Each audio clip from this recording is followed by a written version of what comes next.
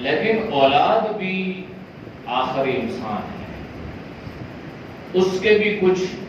بشری تقاضے ہوتے ہیں، تو کبھی غیر دانستہ طور پہ انسان کی زبان سے اف تو نہیں نکلتا، نہ ہی اولاد اپنے والدین کو جھڑکتی ہے یا ڈانٹتی ہے،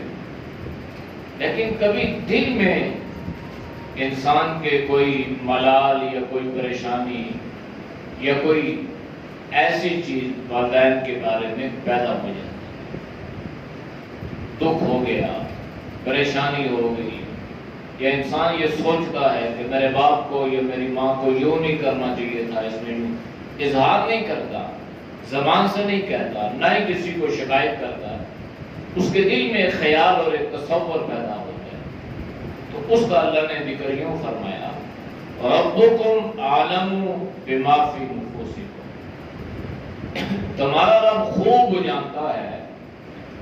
سب سے بہتر جانتا ہے جو کچھ تمہارے نفوس میں ہے،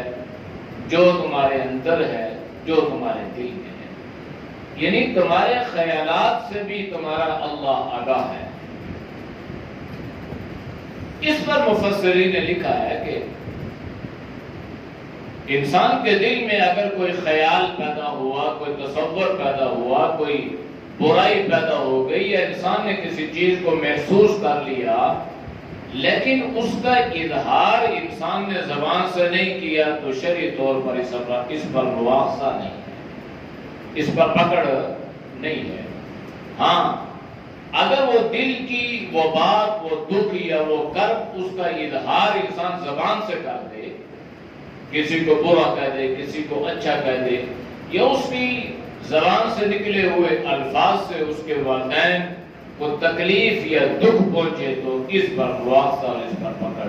لازمی ہے۔ لیکن اس پہ نہیں ہے کہ انسان خدمت کرتے کرتے کرتے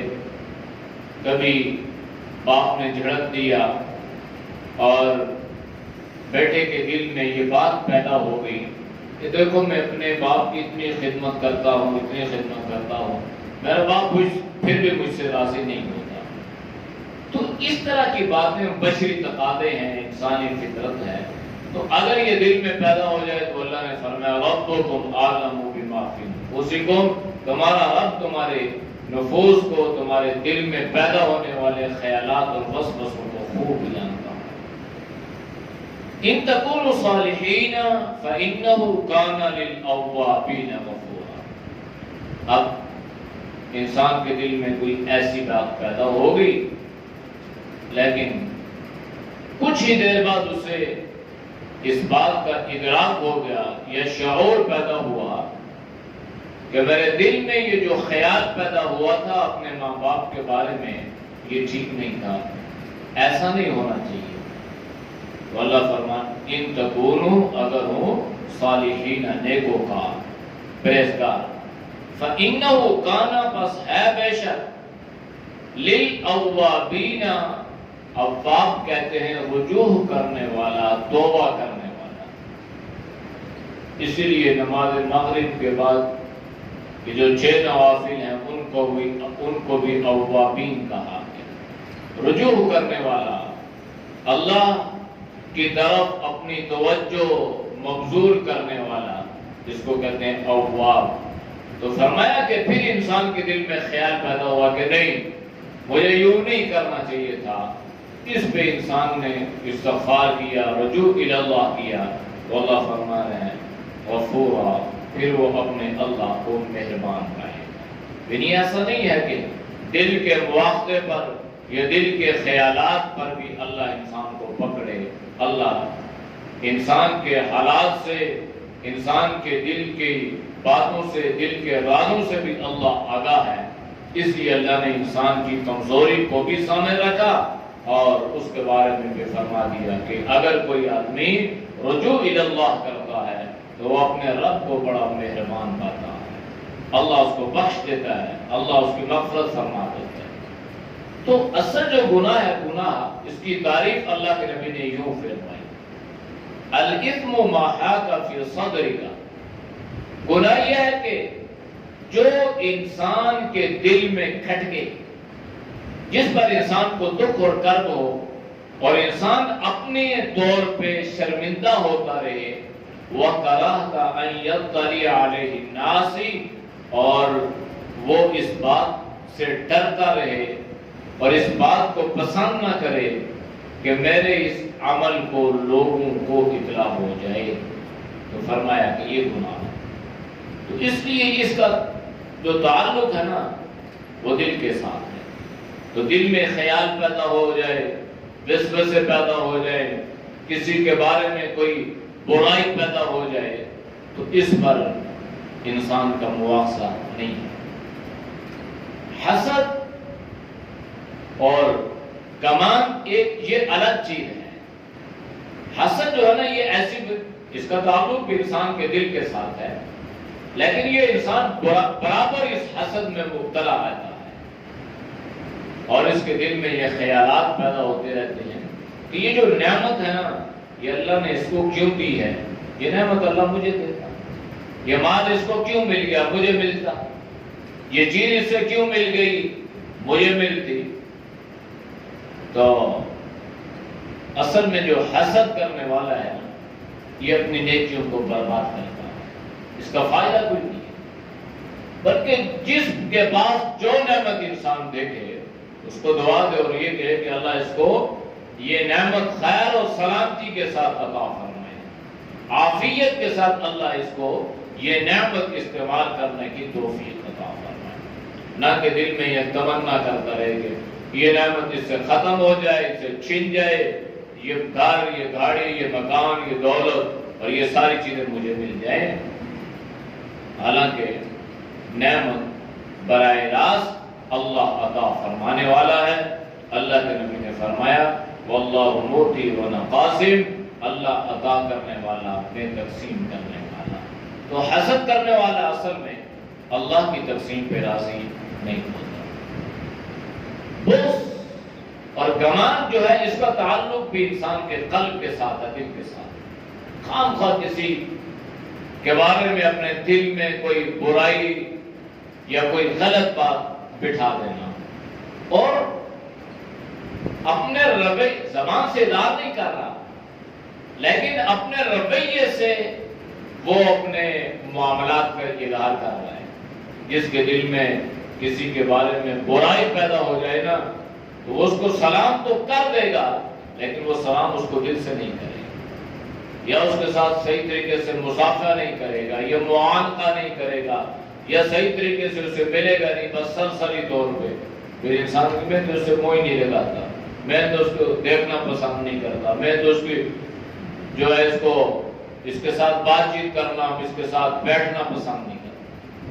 اس سے اللہ نے منع فرمایا ان بعض الظن اثم، کہ بعض چیزیں گناہ ہے۔ گمان، برائی کسی کے دل میں بٹھا لینا کہ فلاں اس گناہ میں مبتلا ہے، ہو سکتا ہے وہ نہ ہو، آپ کو غلط فہمی ہوئی ہو۔ وآتِ ذی القربى، اب چونکہ والدین کے حقوق کا ذکر کیا تو اللہ نے اس کی تفصیلات بیان کر دی کہ نیکی کرنی ہے، ان کے ساتھ احسان کرنا ہے اور ان کے آگے اف کرنے کی اجازت نہیں ہے۔ جب اف نہیں کرنا تو اس کا مطلب ہے کچھ بھی نہیں کرنا، اور ان کے سامنے بالکل پچھ جانا ہے، جو کہیں جیسا کریں ویسا ہی کرنا ہے۔ حقوق العباد میں مقدم حقوق والدین کے تھے، لیکن اس کے بعد بھی حقوق ہیں جو رشتے میں جتنا قریب ہوگا اس کا حق اتنا ہی مقدم ہوگا۔ جیسے رشتے میں بہن بھائی قریب ہیں تو ان کا حق مقدم ہے، اسی لیے ماں باپ کے علاوہ بہن بھائیوں کو صدقہ اور زکوٰۃ دینا جائز ہے۔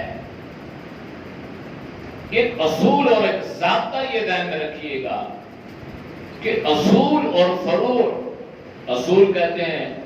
ماں باپ، دادا دادی، یہ اصل ہے، اور فروع کہتے ہیں آگے جو نسل ہے، بیٹا بیٹی اور اسی طرح نواسا نواسی، پوتا پوتا۔ ان کو زکوٰۃ دینا جائز نہیں ہے، اس لیے کہ اللہ نے ان کی کفالت کی ذمہ داری لگائی ہے، ان کی کفالت ذمہ داری میں، لیکن بہن بھائیوں کی کفالت کی ذمہ داری نہیں ہے، اس لیے قرابت داروں میں پہلا حق جو ہے یہ بہن بھائیوں کا ہے، تو اس کا اللہ نے ذکر یوں فرمایا وَآتِ ذَا الْقُرْبَى حَقًّا، کہ دو قرابت داروں کو حق ہو، ان کا حق، یعنی اگر آپ ان کو جو دے رہے ہو نا، آپ ان پہ احسان نہیں کر رہے ہو، ان کا حق تھا جس کا اللہ نے آپ سے مطالبہ کیا کہ ان کو دو۔ ہمارے معاشرے میں توازن نہیں ہے نا، بیلنس نہیں ہے، دین کی کمی ہے۔ بعض جگہوں پہ یوں ہوتا ہے کہ انسان ماں باپ کو نظر انداز کر دیتا ہے، بعض جگہوں پہ یوں ہے کہ بیوی بچوں کو نظر انداز کر دیتا ہے، بہن بھائیوں کو دیتا ہے، اور بعض جگہوں پہ یوں ہے کہ انسان بہن بھائیوں کو نظر انداز کر دیتا ہے، اپنی توجہ ساری اس کی بیوی بچوں کی طرف ہو جاتی ہے۔ تو شریعت نے بیلنس رکھا ہے، برابری رکھی ہے کہ حق یہ ہے کہ اپنے اہل و عیال، اپنے بیوی بچوں کا نان نفقہ بھی پورا کرو۔ اس کے بعد اگر اللہ نے تمہیں اتنی استطاعت اور توفیق عطا فرمائی ہو، اور دوسری طرف یہ ہے کہ تمہارے جو حقدار رشتہ دار ہیں اگر وہ محتاج ہوں اور ان کے پاس ضروریات زندگی بھی میسر نہ ہو، تو پھر یہ حق ہے کہ اپنے بال بچوں کی کفالت کے بعد اپنے بہن بھائیوں کی کفالت کی جائے، اور جتنی توفیق اور استعداد ہو اتنا ان کو دیا جائے۔ تو اس لیے اللہ نے قرابت داروں کا مطلقہ ذکر کر دیا، جس میں تمام قریبی رشتہ دار جو ہیں یہ موجود ہیں، جس میں چچا چچی بھی ہے، جس میں ماموں ممانی بھی ہیں، جس میں بہن بھائی بھی ہیں، اس کے علاوہ جتنے بھی انسان کے قریبی رشتہ دار ہیں، اگر وہ مستحق ہو تو تب، اگر مستحق نہیں ہے تو پھر تو ان کا حق نہیں ہے نا، حق تو تب ہوگا کہ جب وہ مستحق ہو جائے۔ ہاں یہ ضرور ہے کہ انہیں ہدیہ دیا جائے، اس لیے کہ اللہ کے نبی نے فرمایا تحابو تحابو، جب تم کسی کو ہدیہ دیتے ہو تو اس سے اس کے دل میں تمہاری محبت پیدا ہو جاتی ہے، اور ان کی غمی اور خوشی میں یہ ساری رشتہ داری اور یہ ساری چیزیں صلہ رحمی میں داخل ہو جائیں۔ لیکن اگر خدا نہ خواستہ وہ مستحق ہو تو پھر یہ حق ہے کہ جو اپنے بال بچوں اہل و عیال سے جو بچ گیا تو انہیں، اب یہ بھی نہیں ہے کہ بیوی بچوں کو چھوڑ دو ان کے پیچھے لگ جاؤ، یہ بھی نہیں ہے۔ بعض لوگ ایسے ہوتے ہیں کہ ان کے دل میں ان کی بیوی کے ساتھ نہیں بنتی، ایسا بھی ہوتا ہے، بیوی کے ساتھ نہیں بنی، اب بنتی بیوی کے ساتھ نہیں ہے، اور اس کا نظرہ اپنی اولاد کے ساتھ پہ بھی چھوڑتے ہیں اور اس پہ بھی اپنا غصہ اتار دیتے ہیں۔ تو بہت ایسا نہیں، اللہ کے نبی کو ایسا عمل پسند نہیں ہے، بلکہ آپ نے فرمایا خیرکم خیرکم لأہلہ، تم میں سے بہترین انسان وہ ہے جو اپنے گھر والوں کے لیے بہترین ہو۔ اس لیے آپ علیہ السلام کا معمول کیا تھا، جب آپ اپنے گھر میں تشریف لاتے، اپنے ازواج کے پاس آپ ہوتے، تو آپ خوش مزاجی سے، آپ کے چہرے پر مسکراہٹ ہوتی، یوں آپ آتے۔ اب ہماری کیا صورتحال ہے؟ دوست احباب کے ساتھ، رشتہ داروں کے ساتھ، باہر والے لوگوں کے ساتھ تو ہم بڑے خوش ہیں، لیکن جو گھر میں ڈر ہوئے منہ پہ بام ہے۔ اکثر یہ شکایات موصول ہوتی ہے کہ وہ بڑا اکھڑ مزاج ہے، پتہ چلتا ہے وہ تو بڑا خوش مزاج ہے، وہ تو بڑا اچھا انسان۔ اب باہر والوں کے لیے اچھائی تو ہے لیکن گھر والوں کے لیے اچھائی نہیں ہے، تو یہ توازن نہیں ہے۔ اچھائی باہر والوں کے لیے بھی ہو، اچھائی اس سے زیادہ گھر والوں کے لیے ہو، اور اگر انسان کو خدا نخواستہ باہر کی کوئی پریشانی ہے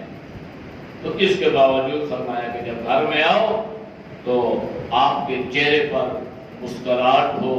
خوشی کے آثار ہوں، اور کس طرح خوش مزاجی کے ساتھ گھر میں ہو۔ اس لیے اللہ نے فرمایا وَآتِ ذَا الْقُرْبَى حَقًّا، جو ان کا حق ہے وہ حق انہیں۔ اسی طرح ان کے بعد اگر اللہ توفیق دے وَالْمِسْكِينَ، محتاج کوئی بھی ہے، وہ رشتہ دار نہیں ہے، وہ محلے دار ہے، پڑوسی ہے، قریب کا ہے، دور کا ہے، جاننے والا ہے، جیسا بھی ہے، لیکن پتہ ہے کہ واقعی آدمی محتاج ہے اسے۔ یہ جو پیشہ ور لوگ ہیں اب یہ محتاج ہیں یا نہیں ہیں، مسکین ہے یا نہیں ہے، تو اس کے بارے میں کوئی اندازہ نہیں لگا سکتا۔ اگر وہ روزانہ اتنا کما رہے ہیں کہ ایک مزدور سے بھی زیادہ وہ کما رہے ہیں تو وہ محتاج ہی نہیں ہے۔ بعض لوگوں نے مساکین کی تعریف یہ کی ہے کہ جس کے پاس گھر نہ ہو، کرائے پہ رہ رہا ہو، اور بعض نے اس کی تعریف یہ کی ہے کہ جس کے پاس ضروریات کی زندگی میسر نہ ہو، یہاں تک کہ کھانے کے جو ضروریات، بنیادی ضروریات ہیں، یہ بھی اس کے پاس میسر نہ ہو، تو وہ مسکین ہے، محتاج ہے۔ لیکن موجودہ زمانے میں اس کی عام تشریح یہ ہے، سادہ سا مفہوم یہ ہے کہ جس کی آمدنی کم ہو اور اس کے اخراجات جو ضروریات ہیں، فضولیات یا خواہشات نہیں، وہ تو انسان کی پوری نہیں ہوتی نا، جو ضروریات زندگی ہیں وہ زیادہ ہوں تو شرعاً اس کو محتاج کہا جاتا ہے۔ اس لیے علماء نے لکھا ہے کہ یہ جو پیشہ ور لوگ ہمارے پاس، یہ مسجدوں والے، مدرسوں والے، اس قسم کے، تو ہمیں نہیں پتا ہوتا، بھائی جاننے والے ہیں، اجنبی لوگ ہیں، کہاں سے آئے ہیں، کیا پتا، اللہ ہی جانتا۔ اور جب اکثر تحقیق ہوئی تو پتا چلا کہ مسجد کا وجود ہی نہیں، مدرسے کا وجود ہی نہیں، ٹوپیاں لگا لی، رومال رکھ لیے، تھوڑی تھوڑی داڑیاں رکھ لی، اور وہ فلاں جگہ سے آئے ہیں اور فلاں، تو انسان یہ سمجھتا ہے کہ واقعی اتنے دور سے آئے ہیں، اتنے مضافات سے آئے ہیں، تو ہو سکتا ہے کوئی دل میں یہ خیال پیدا ہوتا ہے، انسان کر دیتا ہے، لیکن پتہ نہیں ہے۔ تو اس لیے جب تک کسی کی تحقیق نہ ہو نا، یا جس پر آپ کو اعتماد نہ ہو، تب تک اس طرح دینا اصل میں محتاج لوگوں کا حق مانگنا ہے۔ کہ جو آدمی اصل میں محتاج تھا نا، آپ نے اس کو تو دیا نہیں ہے، اور جو پیشہ ور آدمی تھا آپ نے اس کو دے دیا۔ تو اس لیے اس بارے میں دینے میں احتیاط کرنی ہے۔ ہاں، آگے آیت میں یہ حکم آ رہا ہے کہ اگر نہیں دینا تو پھر بھی ان کے ساتھ معاملہ نرمی والا برتنا ہے، سختی پھر بھی نہیں کرنی۔ وَأَمَّا السَّائِلَ فَلَا تَنْهَرْ، جھڑکنا نہیں ہے، ان سے بحث و مباحثہ نہیں کرنی۔ وَابْنَ السَّبِيلِ، مسافر کبھی کبھی سفر میں اس پہ حالات آ جاتے ہیں، مشکل میں مبتلا ہو گیا، گاڑی خراب ہو گئی، تو اس کا بھی باقی لوگوں کے اوپر حق بنتا ہے کہ ابھی جس قدر ممکن ہو مسافر کی مدد کی جائے۔ یہاں تک کہ اگر خدا نخواستہ مسافر بادشاہ بھی ہے نا، تو حالت سفر میں اگر اس پر بھی کوئی پریشانی لاحق ہو گئی تو بھی اس کے قرب و جوار والے جتنے لوگ ہیں ان کا یہ حق ہے کہ اس کی مدد کریں۔ ہمارے ہاں مسافروں کو جتنا لوٹا جا سکتا ہے اتنا لوٹتے ہیں۔ راستے میں گاڑی خراب ہو گئی، پنچر ہو گئی، کسی پر کوئی پریشانی آ گئی تو یہ نہیں سوچتے بھائی یہ مسافر ہے۔ قرآن میں اللہ نے مسافروں کے ساتھ ان کا حق دینے کی تاکید کی ہے، بلکہ جتنا اس کی جیب سے نکال سکتے ہیں اتنا ہی نکالتے ہیں۔ چونکہ ہم اتفاق رہتا ہے سفر کرنے کا، تو اس لیے اگر دوران سفر کوئی ایسی پریشانی لاحق ہو جائے تو ہمیں یہ تجربات سے اور ان تک حقائق سے گزرنا پڑتا ہے، لیکن ساتھ ساتھ ان کو یہ نصیحت بھی کرتے ہیں کہ بھائی دیکھو ہم مسافر ہیں، اور مسافر کے بارے میں اللہ نے قرآن میں ذکر کیا ہے کہ ان کا حق دو۔ مسافر کو حق دینا یہ ہے کہ اگر سفر میں کوئی پریشانی ہو گئی تو اس پر اب آپ پہ یہ ذمہ داری ہے کہ جس قدر ممکن ہو اس کی مدد کی جائے، اور ہم یہ کرتے ہیں کہ جس قدر ممکن ہو اسے جتنا لوٹا جا سکتا ہے اس کو لوٹا جائے، لیکن پوری پھر بھی نہیں پڑتی، یہ بھی ذہن میں رکھیے۔ ولا تبذر تبذیرا، بیجا مت اڑاؤ، اسراف مت کرو۔ قرآن میں ایک فضول خرچی کے لیے دو طرح کے الفاظ کا استعمال ہوا۔ ایک ہے اسراف، قرآن میں اللہ نے فرمایا ولا تسرفوا، اسراف مت کرو۔ اسراف یہ ہے کہ آپ کو اللہ نے نعمتیں دی ہیں، آپ استعمال کریں، کھانا اللہ نے دیا، اچھے سے اچھا کھانا کھائیں، لیکن اسراف یہ ہے کہ آپ نے آدھا کھانا ضائع کر دیا، یہ اسراف ہے۔ جیسے ہماری یہ شادیوں میں یوں ہم کھانوں پہ ٹوٹ پڑتے ہیں جس طرح کبھی ہمیں کھانے کے لیے ملا ہی نہیں ہے۔ یوں جس طرح دیر سے قیدی یا جب پنجرا کھولا جائے نا، جہاں جس طرح جانور ویسے رقم مشتی، اس طرح جو ہے لوگ کھانے پہ ٹوٹ پڑتے ہیں، تو پھر وہ کھانا اتنا ڈالتے ہیں کہ وہ آدھے سے زیادہ کھانا جو ہے ضائع ہوتا ہے۔ اب اللہ کا شکر ہے ٹرینڈ کچھ چینج ہو گیا، پہلے لوگ کھڑے ہو کے کھانا کھانا کا ایک ٹرینڈ بن چکا تھا، اور روٹیاں لوگ بغل کے نیچے رکھ رہے ہیں اور پلیٹ کے اوپر سالن تو ادھر سے نوالا توڑ کے، اور ایسا بیٹھنا نہیں ہے، یہ معیوب سمجھا جاتا تھا۔ اور اگر اس زمانے میں کوئی کہے نا بھائی کھانا بیٹھ کے کھاؤ، بیٹھنے کی جگہ نہیں ہوتی تھی، ایک کرسی حال میں نہیں ملتی تھی۔ تو اب اللہ کا شکر ہے کہ آہستہ آہستہ خود سمجھ آنا شروع ہو گئی ہے، اور اب کرسی ٹیبل کا انتظام جو ہے اس کو ایک اعلیٰ اور معیار اور ایک اسٹیٹس سمجھا جا رہا ہے، اور اصل چیز یہ ہے۔ تو اب وہ کھانا اتنا ڈال لیا کہ آدھا کھانا تجھے اسراف ہے، کھاؤ جتنی اللہ نے توفیق دی ہے جتنا کھا سکتے ہو، لیکن ضائع مت کرو، یہ اسراف۔ تبذیر کیا ہے؟ تبذیر یہ ہے کہ اپنے مال اور دولت کو گناہ کے کام میں اڑا دینا، نافرمانیوں کے کام میں اڑا دینا۔ جیسے ناچ گانا،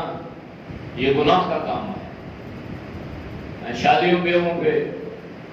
تو کس قدر جو ہے یہ فائرنگ اور لاکھوں روپے منٹوں میں اڑا دیتے ہیں۔ لیکن ایک اور بات عجیب آپ کو بتاؤں کہ جب مولوی صاحب کو نکاح کے پیسے دینے کی باری آتی ہے تو 75 مرتبہ پوچھتے ہیں بھائی کتنی فیس ہے، اور تجربوں پہ لٹایا، فائرنگ پہ ہزاروں پہ، کروڑوں پہ، لاکھوں روپے لٹا دیے یہ ڈانس کرنے والوں پہ۔ آپ نے تو وہاں نہیں پوچھا، اور یہاں آپ کو جو ہے پوچھنے پڑ رہے ہیں کہ کتنی فیس ہے اور کتنے دیں، اور پھر 4 5 6 بندوں سے مشورہ ہو کے تو پھر جناب مولوی صاحب کو جو ہے وہ نکاح کے پیسے مل گئے۔ اور دوسری چیز ہمیں یاد آتی ہے کہ جب مہر کی باری آتی ہے، شرعی مہر ہو، وہ جو سارے کام 6 دن سے ہفتے سے کر رہے تھے وہ سارے شرعی تھے، آج بھی ان کو شریعت یاد آ گئی۔ تو وَلَا تُبَذِّرْ تَبْذِيرًا، یہ یاد رکھیے گا کہ ہر وہ پیسہ بلکہ 1 درہم بھی اگر اللہ کی نافرمانی اور معصیات کے کاموں میں لگ گیا وہ بھی تبذیر ہے، وہ بھی تبذیر ہے۔ اور اس کے بارے میں اللہ نے خود تشریح فرمائی ہے، ان المبذرین کانوا اخوان الشیاطین، کہ یہ جو نظر آ رہے ہوتے ہیں نا معصیات والے، نافرمانیوں پہ لاکھوں روپے اڑانے والے، اللہ فرما رہا ہے ہم نہیں کہہ رہے، نہ کوئی مولوی کہہ رہا ہے، کانوا اخوان الشیاطین، یہ شیاطینوں کے بھائی ہیں، شیطانوں کے بھائی ہیں یہ۔ اب ہیں تو وہ شیطان کے بھائی، اور ہم انہیں بڑی لچائی ہوئی نظروں سے دیکھتے ہیں اور اشک کرتے ہیں اور کہتے ہیں کیا ہی زبردست فائرنگ کی ہے جی،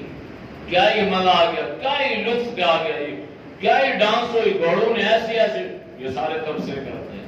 شادیوں میں بیٹھتے ہیں تو لوگ آ کے تعریفیں کر دیتے ہیں، ہو آپ رات کو آئے نہیں ہیں، اور رات کو جو فنکشن ہوا ہے اللہ معاف کرے، بعض تو اتنے حد سے بڑھ چکے ہیں کہ وہ شادی کے نام پہ جو ہے وہاں پہ شراب تک نعوذ باللہ چلتی ہے، اور اس کو بھی معیوب نہیں سمجھا جاتا۔ یہ اپنے معاشرے کی بات کر رہا ہوں، اس لیے کہ ہم بھی اس معاشرے میں رہتے ہیں، کبھی براہ راست ان چیزوں کو دیکھنے کا موقع اور کبھی لوگ آ کے اس کا اظہار کر دیتے ہیں۔ تو ان المبذرین کانوا اخوان الشیاطین، 1 درہم بھی اللہ کی نافرمانی میں خرچ کرنے والا شیاطین کا بھائی ہے۔ بس یہ خیال کرنا ہے شادیوں میں،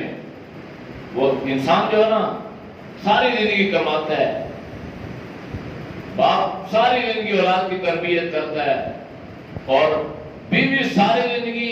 اپنے شوہر کی اطاعت کرتی ہے، لیکن شادی والے دن بیوی اپنے شوہر کی بات پہ نہیں آئی۔ شوہر کہہ رہا ہے کہ بھائی یہ کام نہیں کرنا،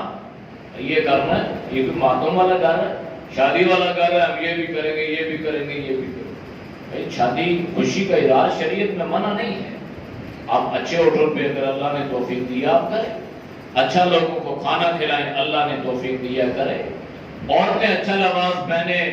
مرد و زن کے اختلاط نہ ہو، عورتیں پردے میں رہیں، کریں، منع نہیں ہے،